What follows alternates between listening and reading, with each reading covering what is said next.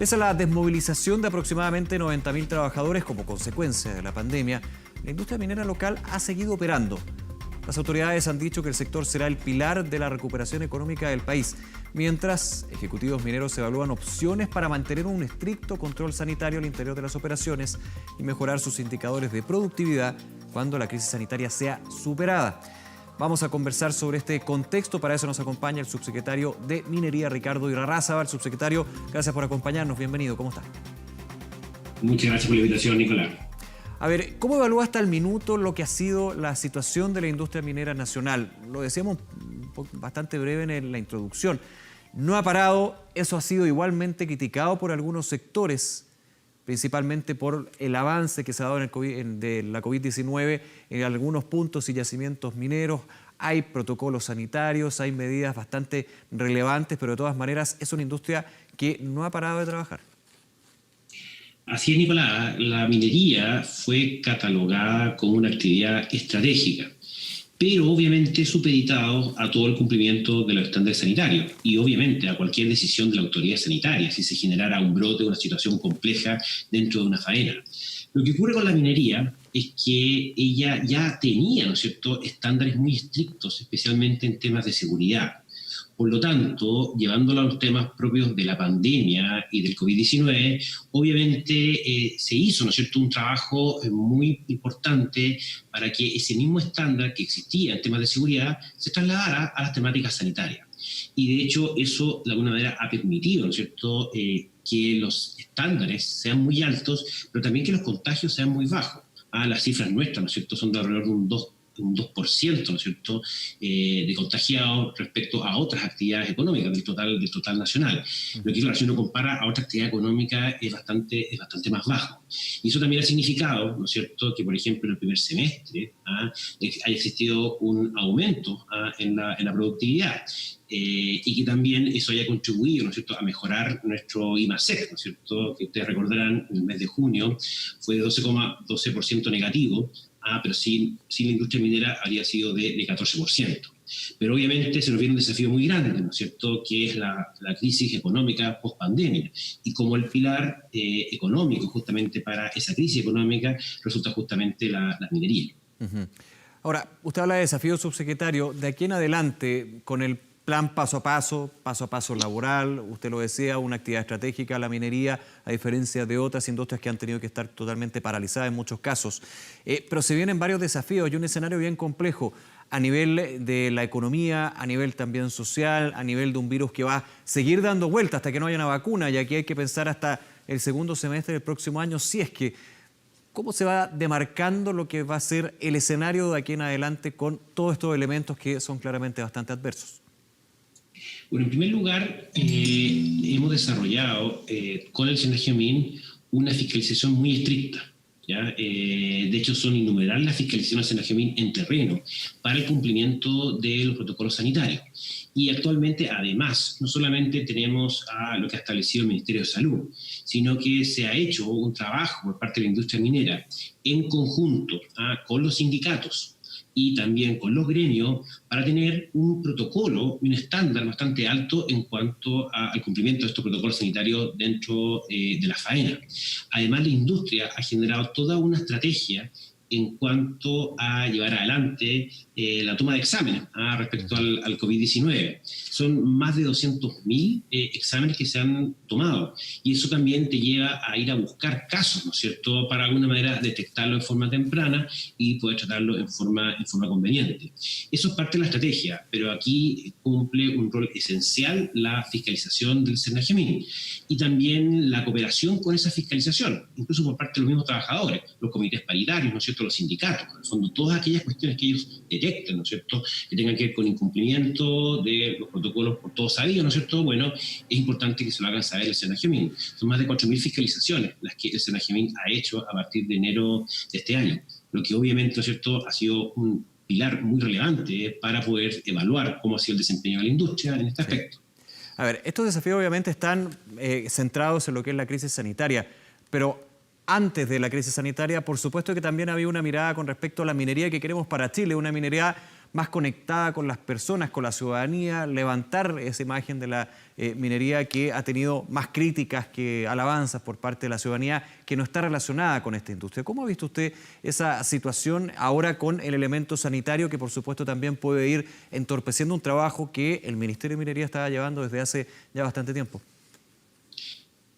Es una muy buena pregunta, porque yo creo que en realidad lo que nos da la crisis sanitaria y la crisis económica post-sanitaria es una gran oportunidad para visibilizar la industria minera y su aporte al país, ya sea de forma directa a comunidades o a los trabajadores, ¿no es cierto?, o de forma más indirecta, lo que significa el gasto social. Recordemos que casi el 25% del gasto social de Chile, de forma directa o indirecta, proviene desde la minería. Entonces, de alguna manera, es que aparece la minería, por así decirlo, como el puntal de la reactivación económica y un gran apoyo a lo que es el gasto social del gobierno para salir adelante de esta crisis. Obviamente, esa cuestión uno debería visibilizarla bastante.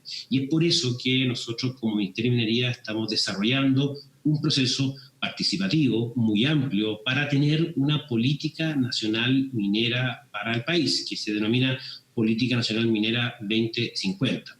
Y obviamente se da justamente ese proceso en paralelo a la coyuntura post-COVID-19, ¿no es cierto?, crisis económica, lo que nos da a nosotros, como decía, una gran oportunidad para poder mostrar la minería, pero una minería, ¿no es cierto?, que obviamente esté evaluada en lógicas de sostenibilidad. O sea, una minería, al fondo, que no asuma todos los costos, ¿no es cierto?, sino que también, ¿no es cierto?, no un desarrollo de cualquier costo, sino que contabilizando, contemplando lo que son los aspectos ambientales y también los aspectos sociales.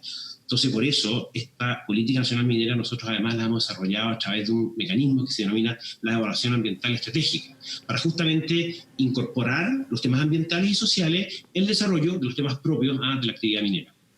Subsecretario Larrazábal, en ese contexto, ¿hay preocupación por parte de la cartera respecto a inversiones en la industria?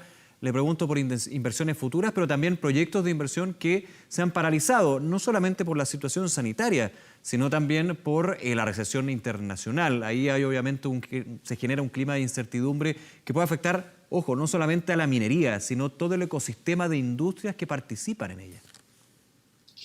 Mira, en parte, bueno, compartimos esa preocupación, pero yo creo que están dadas todos los mecanismos desde la industria y en el contexto internacional para que no se produzca aquello. Efectivamente, hubo muchas faenas en construcción, ojo, que se desmovilizaron producto de la pandemia.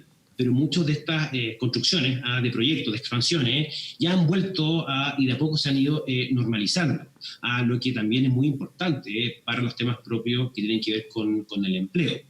Pero también pensemos en lo que significa que otros países, ¿no es cierto?, han disminuido su productividad en minería de forma muy importante.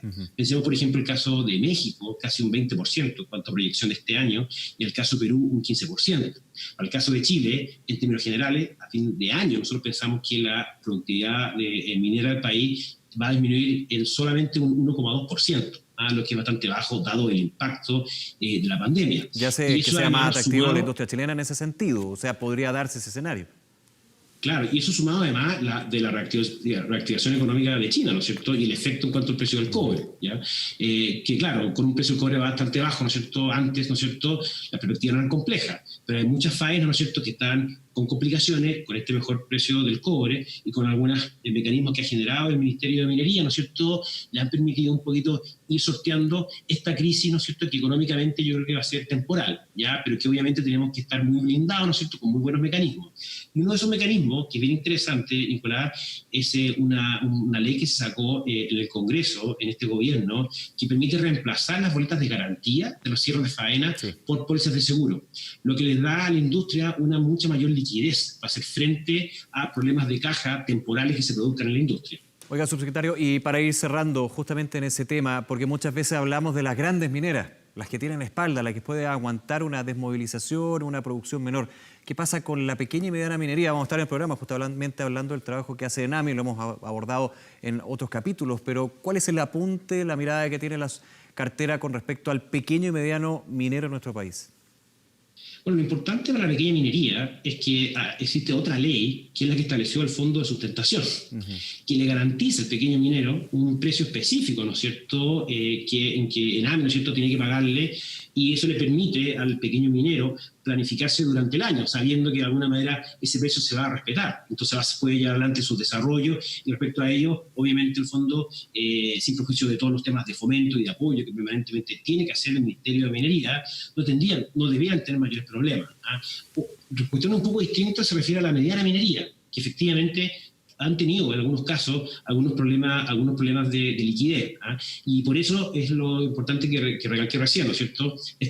La posibilidad de transformar las boletas de garantía en póliza, pudiendo retirar entonces los dineros del banco, que son las boletas de garantía, y utilizando aquello para poder en el fondo pagar necesidades de caja temporales. Eso además, sumado al mejor precio del cobre en este último tiempo, permite en el fondo que la mediana minería, creo yo, pueda navegar en forma conveniente. Subsecretario Ricardo Irarrázaval, como siempre, muchas gracias por acompañarnos en el programa. Que esté muy bien, nos vemos.